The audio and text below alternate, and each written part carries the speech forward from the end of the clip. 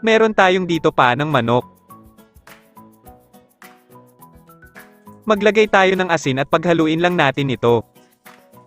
At maglagay din tayo ng mainit na tubig dito at itabi lang natin ito. Maglagay ng mantika sa mainit na kawali.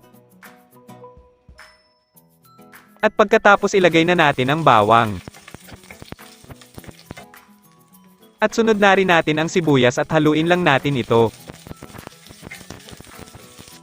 At isunod naman natin ang paa ng manok na ating itinabi kanina at haluin lang natin ito. At pagkatapos ilagay natin ang pamintang pino at paghaluin lang natin ito. Maglagay tayo ng kaunting oyster sauce at haluin lang natin ng mabuti. Isunod naman natin ang toyo.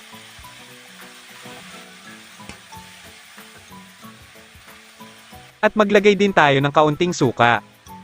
At dito ilagay na natin ang pangmalakasang Coca-Cola. At takpan lang natin at pakuluan ng 2 minuto. At pagtapos ng 2 minuto. At dito maglagay tayo ng kaunting tubig. Maglagay na rin tayo ng siling haba at paghaluin lang natin ito.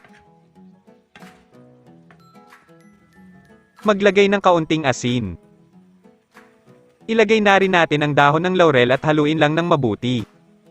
At takpan natin ulit at pakuluan ng 2 minuto. At pagkatapos ng 2 minuto ilagay na natin ang saging saba. At paghaluin lang natin upang kumapit din ang lasa sa ating saging. Takpan natin pakuluan ng 2 minuto. Pagkatapos ng 2 minuto tikman na natin kung tama lang ba ang lasa. At ito naluto na ang ating adobong paa ng manok with saging saba. Please guys paki-follow naman ang aking page at huwag nyo na rin kalimutan na mag-like at e-share nyo na rin guys. Salamat.